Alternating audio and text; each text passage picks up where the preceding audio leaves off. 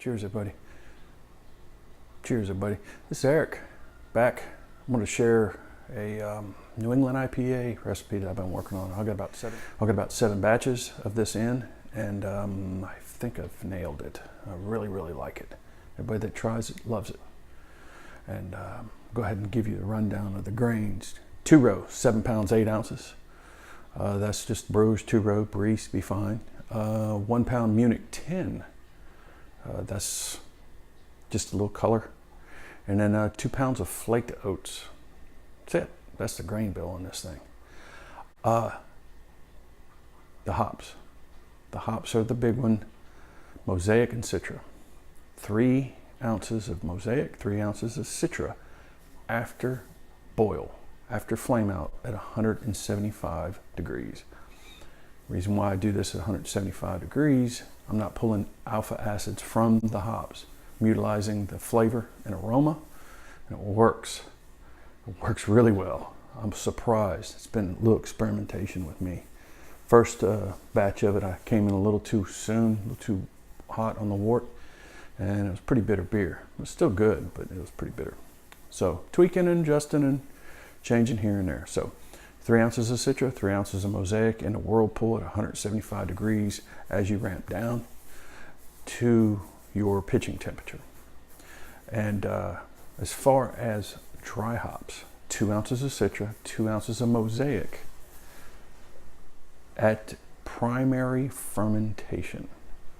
And I mean, as soon as you see the krausen come up, or as soon as you see really good active fermentation, you add them 4 ounces of hops. 2 ounces of Citra, 2 ounces of Mosaic. Pellets. I'm using pellets through this whole recipe. Now, I don't do the secondary. I leave all my beers in primary now. And works fantastic. I haven't had any problems with it. If you've seen Beer and Barbecue with Larry, he does it. He's a big advocator of it. I'm a fan of it, and it works. I've had no infected beer from this. I just don't touch it. Just leave it alone and let it do its thing, and then rack it to your keg or your bottle when you're ready. Went ahead and grabbed the packs of yeast that I would recommend. Today I'm working on it, and I'm going to use my wyeast 1318 London Ale 3. That's going to be this is actually my yeast of choice for a New England IPA. Or you can use the SafAle SO4. Works perfectly fine. I do have a little preference for the wyeast 1318 London Ale 3. A little bit better characteristics there. But SO4, it's not bad at all. I'm not making a bad beer here. This is a fantastic beer. Either one will work. I will use either one of them. It does not matter to me. But if I had a choice,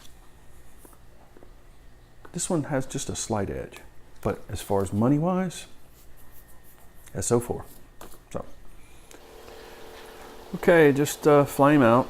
Got my immersion chiller. It's working at 178 degrees. I'm about to put these hops to it. I had 3 ounces of Citra, 3 ounces of Mosaic. I put it all in one bag. So it's about to happen right now.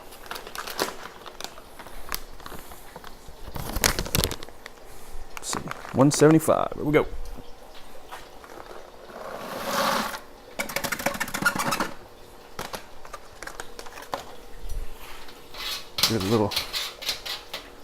Get it good submerged.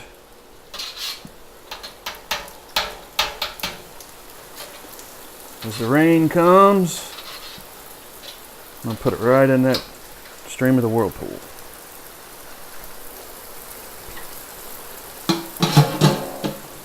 Cover it up and chill it down to 75. I'm going to pitch some yeast. I'm going to make a New England. This is what it should look like after it's finished. This is the batch I already had in my keg. And crushable IPA, whatever you want to call it. It's just a real fruity burst of hops. It should come in about a 1.053 estimated original gravity. And coming around 5%, a little above 5. But this thing's calling my name. It is Wednesday, so I guess I'll say Happy Homebrew Wednesday. But that's what it's going to look like if you make it. If you do, please let me know, and follow down below, and give me any comments and suggestions. I would like to get it a little bit more hazy, maybe a little bit more color, but I kind of don't want to mess with it because this recipe is fantastic. It's one of the better beers I've ever made, so I'm gonna keep on banging it out. Cheers.